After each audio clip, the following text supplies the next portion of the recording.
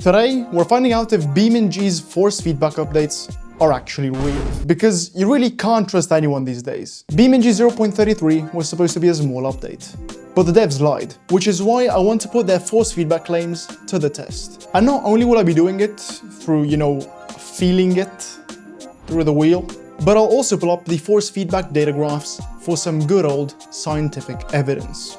But before all that, you may be wondering, why am I fucking banana? Well, in last week's video, I said this. I will make triple sure I add a pinned comment, and I swear, if it loses in likes to any other stupid one, I'll morph into a banana. Yeah. Those who follow me on Instagram already saw me in these pitiful conditions a couple days ago. So if you still don't follow me there, you're missing out big time. Now, the patch notes say that force feedback has been reworked to improve its agility, resulting in quicker and more defined responses. This sounds really good, and I'm curious to see if I can actually notice the differences just by, driving around. But before that, there are also other improvements to force feedback, which are conveniently also much easier to test. In simple terms, the steering lock system lets you know when you've reached your car's full steering angle. Just like that. This is very important, especially for dark drive wheels, such as my CSL-DD, which, by the way, is using these settings. And that is because these wheels would, go on and steer forever, because there is no, physical lock. Now, in 0.32, which is this, the steering lock is limited to the steering strength. But in 0.33, it can use the full force. Now, this is using the 8 Nm power supply, and the force feedback is set to 100%, as you saw in the settings, while in BeamNG, the strength is set to 200. And it is pretty hard, but I can, easily rotate it with two hands. If I use one hand, I can still do it pretty easily, but let's see if I can use my... I'm gonna try with two fingers. I did manage. I'm gonna put them here so I can do more leverage. Oh yes, oh yes. Now I'm in 0.33 and already steering does feel slightly different. I don't know how to explain it, but I don't know, it's weird. Anyways, I'm now gonna reach the steering lock. And I will be honest, I feel zero difference. Let's do the finger test. Maybe it's slightly harder. Okay, no, the two-finger test definitely requires more strength. It is slightly stronger, but it's not a massive difference. Let's just say that. But it is still an improvement, so they didn't lie. And then there's a second improvement they made to force feedback, which isn't the actual force feedback itself, and that would be fading in the strength. For example, when you unpause the game. Now, to properly demonstrate this, I'm gonna keep turning like this, and I'm gonna force the steering wheel in full steering lock territory. This is because this is constant force being applied in one direction. So if I pause the game, it's gonna snap. I do not have my bindings correctly. Okay, look at this. It snapped like that. And now when I unpause the game, it's gonna snap again. I am slightly scared. Oh my fucking god! So I'm gonna show you again. I'm gonna unpause in 3, 2, 1. As you can see, it tries to kill you. Now I'm in 0.33, same thing as before, full steering lock. And if I pause, you'll see that it fucking snaps. That is because it is only fading in, which I'll show you now, and not fading out. I think they should add fading out, maybe, because this does not feel good. But the fading in is a nice touch. This basically eliminates, sudden spikes in force. Anyways, I'm now gonna pause it. Look at my fingers. See how gradual that was compared to 0.32? Oh. Until now, with these two updates, the devs weren't lying. Now it is time to see if the actual driving experience is different. And to do that, I'm gonna be driving 4 different cars across 4 different terrain types. With the first one being a nice little hill climb in Italy with a lightweight, front-engined, rear-wheel drive sports car. Just kidding, I'm actually gonna be driving this, the Diana BX GTZ Turbo, since this will slide and the patch notes literally state that you can feel the changes while drifting, for example. So let us find out. This is 0.32 and I need to poo. Now BeamNG's force feedback is kind of, I don't know how to explain it. It feels kind of vague compared to something like Assetto Corsa. I really struggle to drift in BeamNG, as you'll see very soon, and definitely not because I'm completely lacking in skill. 12 seconds later. Shit!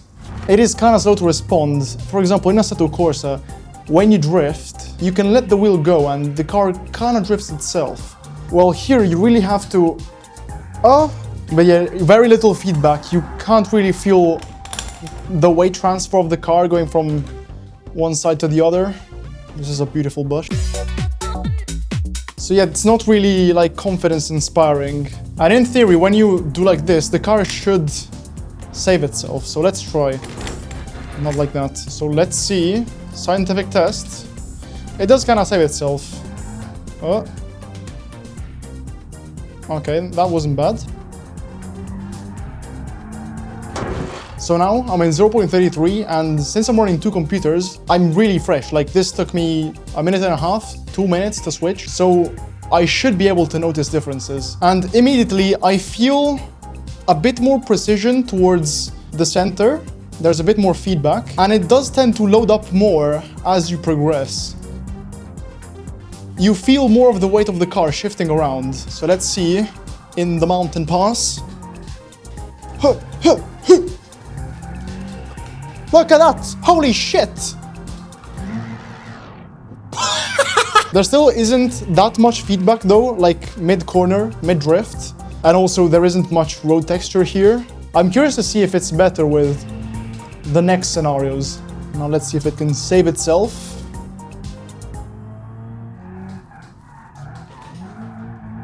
Oi, look at me, look at me! Oi, oi, oi, oi, oi, oi!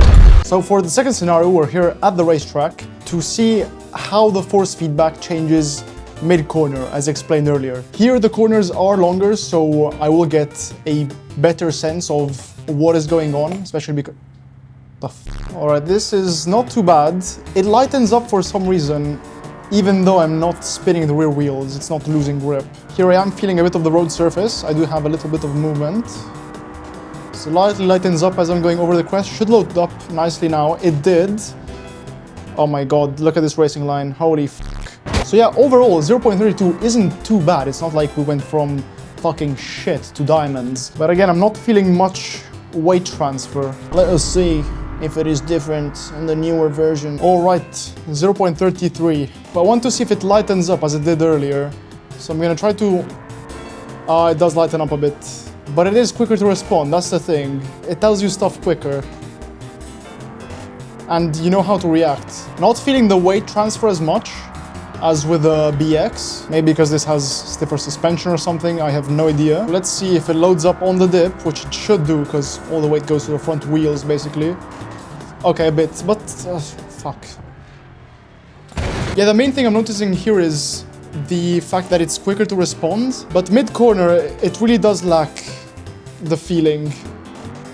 That was not bad, but you do feel more confident. It is an improvement, definitely. Now, the next scenario is rallying. And that is because I want to see if I can feel more of the road texture here and how quickly it responds. My banana is turning. Immediately, you do feel more of the road texture. There's a subtle rumble. Weight transfer is quite poor. When under braking, you do not feel like the wheel load up, even though this car has very soft suspension. And when it brakes, it lifts its whole ass up. You can see its balls. So that is not too good. I hope it's different in 0.33. Could not feel that bump over there. Soon we'll have... Uh-oh. Can I feel the jump? Slightly. Very slightly. I don't have the handbrake, but it is coming soon. So subscribe. Especially since I'm the only idiot making these videos, because they take ages to make. Oh, jump! Jump! There isn't much difference between being mid-air and being on the ground with how much weight you feel. That is wrong. That should not happen. Hopefully it isn't as weird here in 0.33. And man, these new, like, transmission whine sounds are so good. Again, the car corrects itself more, which I appreciate. Now, as for the road texture and feeling all the little bumps and shit, it does feel more spiky, more precise. But I'm curious to see, like, the weight transfer, so... Oh, fuck. So now that I brake, it should get heavier. Oh, slight improvement. There is more force once you start turning the wheel more. It does load up, which is good. I was not feeling that in 0.32. Maybe it is just placebo. I don't know. This is fun though. This is really fun. Oh. I felt that. I did not feel that earlier. Let's see the jump. Let's see if it lightens up when we're in the air. It does. It does. That is good. In this scenario, overall, I'd say this is a pretty big improvement, actually. I'm really happy with this. And the final scenario is some good old rock crawling in Johnson Valley. Though, to be honest, I don't know how much these particular updates will affect this, because rock crawling is done at slow speeds. You don't get weight transfer, at least not that much, only when, I don't know, you bounce off a rock or something. And you don't feel much of the road texture, though here I'm not feeling anything. I'd expect to, like, feel more. This is terrible. It feels the same all the way around. Look. And the terrain is changing under our wheels. Now, there should be some bigger rocks in front of us, so let's see if those change things, but I honestly doubt. Let's see if I can feel this. Super slight. Felt that one. That was nice. Yeah, you feel more stuff when you're actually turning. If you're going straight, you don't feel much. What about this? Looks like a fucking turd. Yep. Felt the turd. It's like going on these sections where there's no rocks. Absolutely nothing. It all feels the same. Now in 0.33 on the other hand, it is slightly better. But not by much. Let's see here. I felt that little bump. I did not feel that earlier. And you do feel a bit more of the weight transfer. Now we have rocks. Let us see. Oh. Okay. These are like made at steps, so I should feel multiple bumps, which I am feeling. I would still like to see more feedback in these sections. I think it is a bit hit or miss. Oh, the turd. Oh, I did feel the turd. What if I pick up some speed? Oh. So after all that, I honestly believe that this isn't placebo and the updates were real and they were an improvement. But who knows? Which is why now it is time for the scientific tests.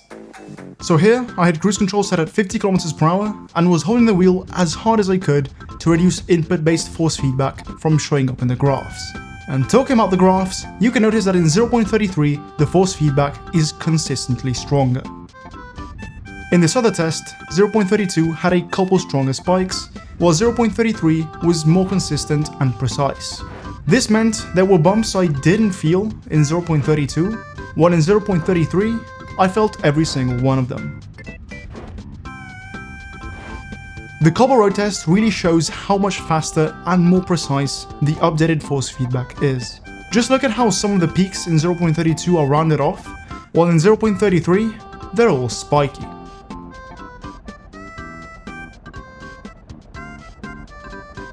And finally, in the left and right bump test, you can really notice the difference in consistency. The graph in 0.32 looks like a mess, and so does the one in 0.33, though you can notice that it has a certain pattern to it.